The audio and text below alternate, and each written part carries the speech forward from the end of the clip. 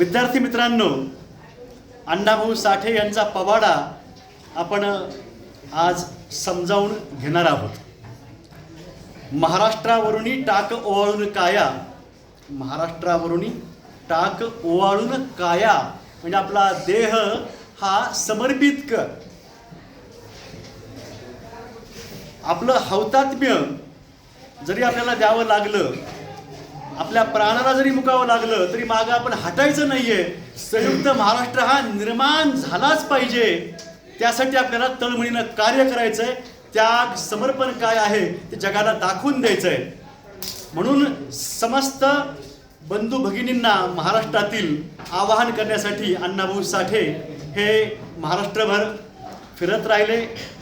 त्यांचे जथ्थे घेऊन जलसे घेत राहिले आणि आपल्या पवाड्याच्या माध्यमातून त्यांनी खूप चांगलं लोक जागरण ज्याला म्हणू ते त्यांनी केलेलं आहे.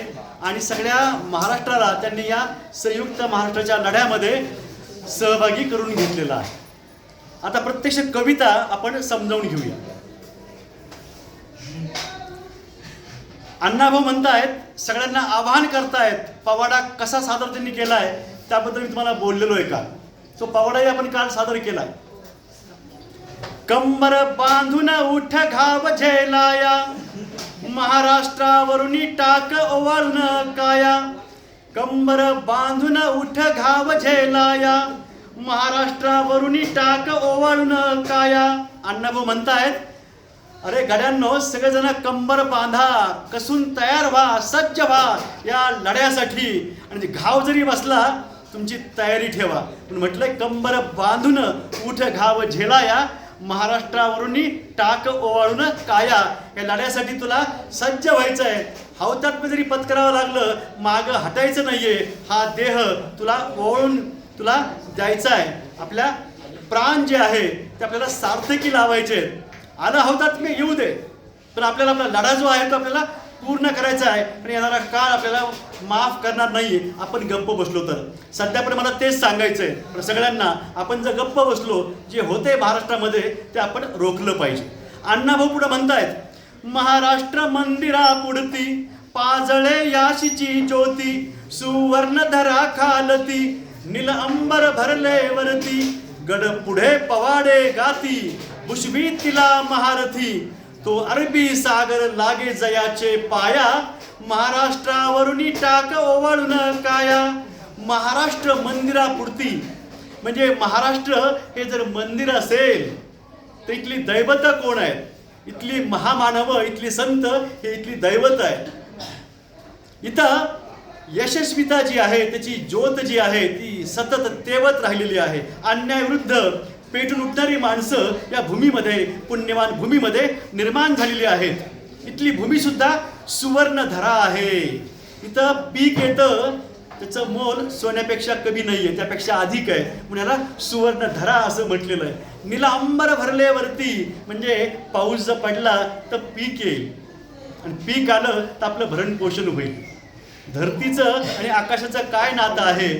आपला न्यायासाठी, सत्यासाठी कर्तव्य आणि भावना याचा आपण समन्वय साधून कसं पुढे जायचंय हे इथं अण्णाभाऊंना सांगायचं आहे.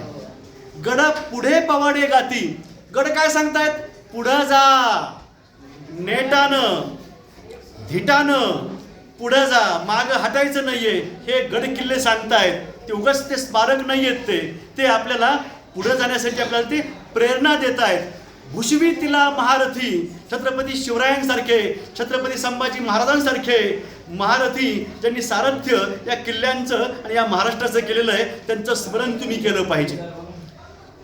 तो अरबी सागर लागे जयाचे पाया, याचा म्हणजे काय?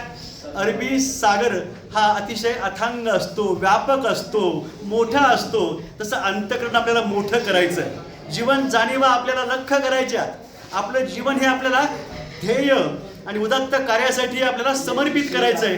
म्हणून इथं अरबी समुद्राचा उल्लेख ते करतायत आणि पुढे सांगतायत, महाराष्ट्रावरुनी टाक ओवाळून काया, त्यासाठी तुम्ही सज्ज व्हा.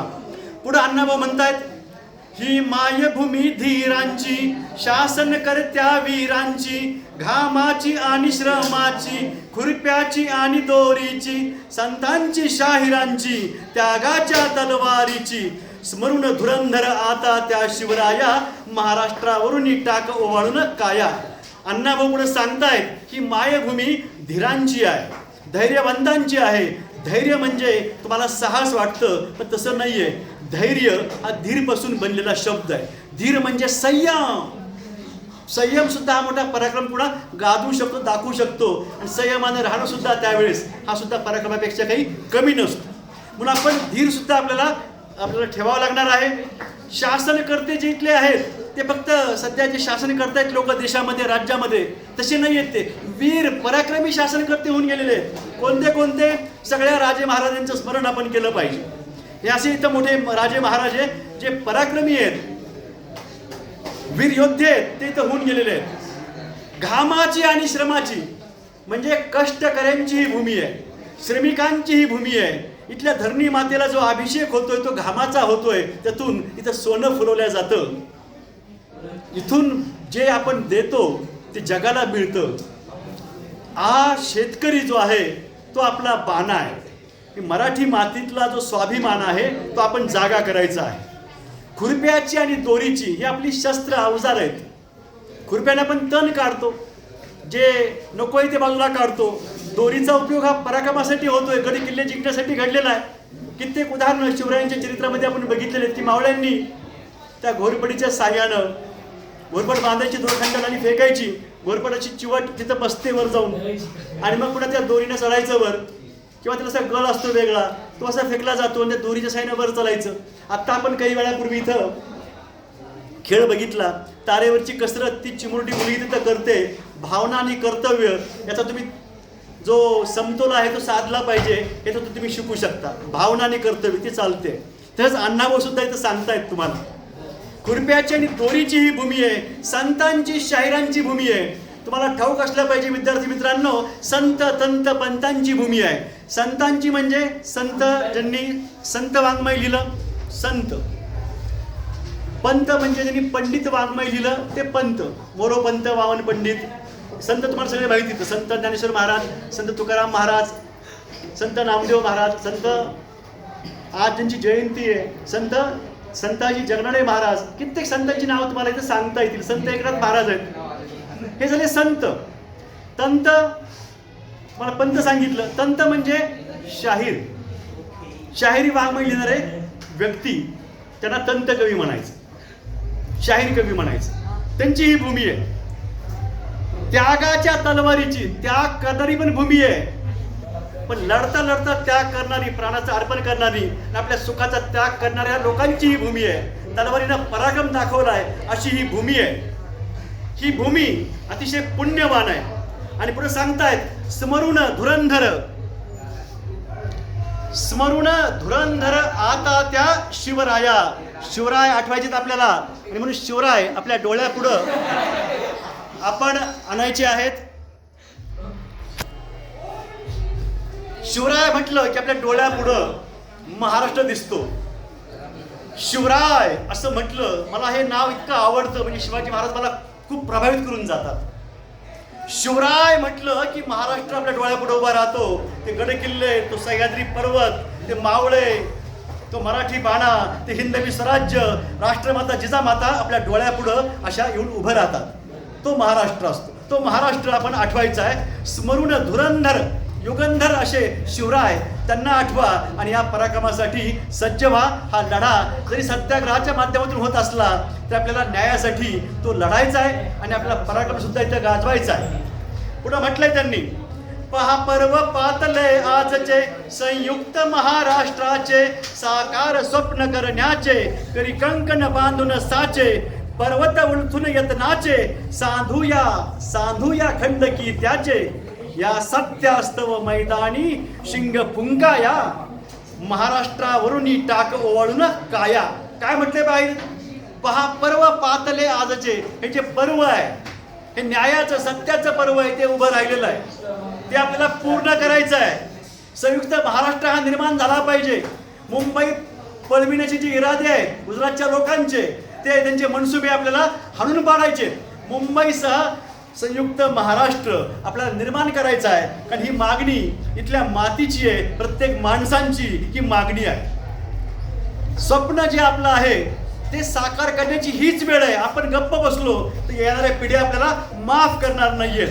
आणि आता जरी सध्या जे होत आहे, मी तुम्हाला बोलतोय, महाराष्ट्रात काय व्हायला लागलेलं आहे, स्वार्थासाठी सत्तांध लोक काय करतायत ते तुम्ही बघताय.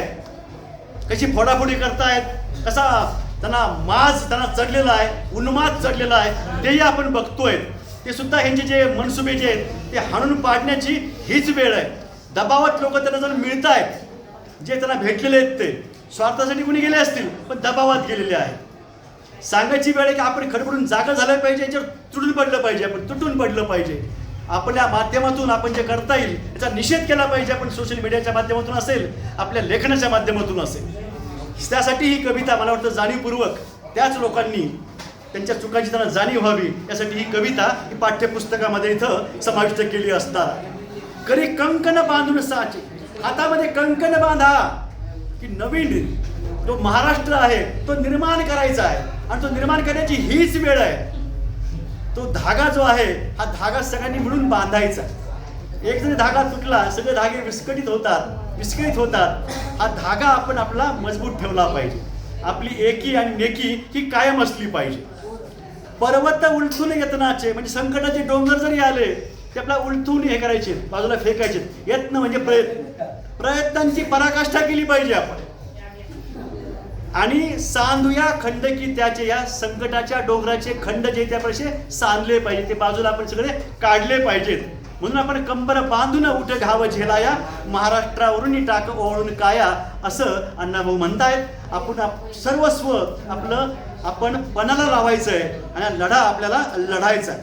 पुढे अण्णाभाऊ म्हणतायत, धर ध्वजा करी ऐक्याची, मनीषाजी महाराष्ट्राची, पाऊले टाक हिमतीची, कणखर जणू पोलादाची, घे आन स्वातंत्र्याची, महाराष्ट्रास्तव लढण्याची, उपकार फेडूनी जन्मभूमीचे जाया, महाराष्ट्रावरून टाक ओवाळून काया. ही ध्वजा जो आहे, ध्वज जो आहे तो ऐक्याचा आहे, एकात्मतेचा आहे, माणूसपणाचा आहे. तो आपल्याला एकत्रितपणानं आपल्या हातात घेतला पाहिजे. नाही तर काही झेंडे असे एकत्र येत आहेत आणि काही झेंडे दुसरीकडे जात आहेत. कुणीतरी येत आहे आणि मग जमाव पांगवला जातो. आपण बघतो ना कुठल्या आंदोलनाच्या वेळेस काय होतं, आंदोलनाच्या वेळेस ते उपयोगाचं नाही.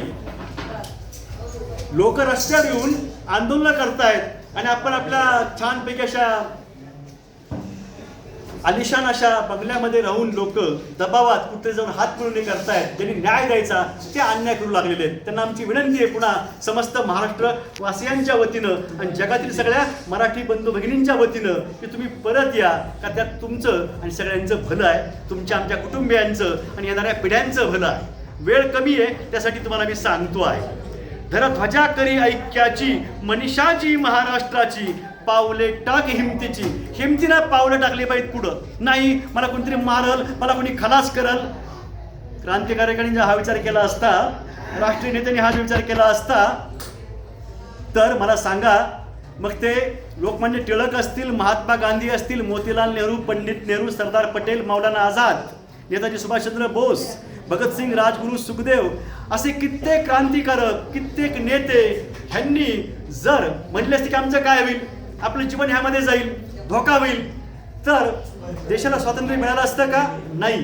म्हणजे जवळपास 100 पेक्षा अधिक राष्ट्रीय नेते आणि हजारो ज्ञात अज्ञात क्रांतिकारक यांच्या समर्पित कार्यामुळं, ज्ञात अज्ञात हजारो क्रांतिकारकांच्या हौतात्म्यामुळं देशाला स्वातंत्र्य मिळालंय.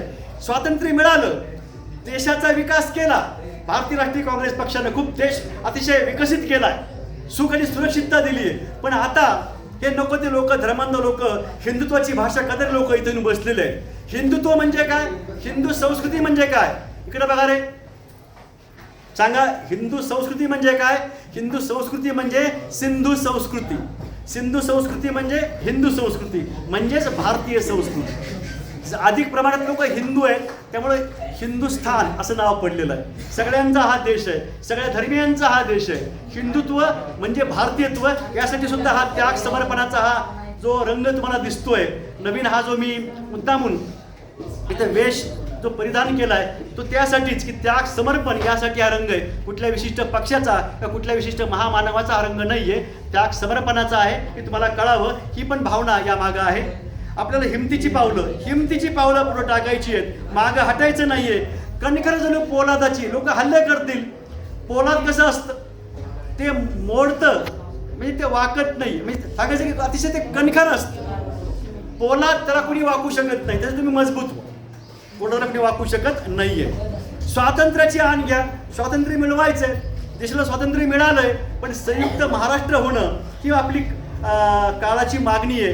ती पूर्ण करण्याची जबाबदारी आपल्यावर नियतीने सोपवलेली आहे. त्यासाठी आपली नियत आपल्याला चांगली ठेवावी लागेल. गद्दारी करून भागायचं नाही. अण्णाभाऊ सांगतायत सगळ्या लोकांना, महाराष्ट्रास्तव लढण्याची आणि स्वातंत्र्यात लढ्यामध्ये सहभागी व्हायची शपथ तुम्हाला घ्यावी लागेल असं ते सांगतायत.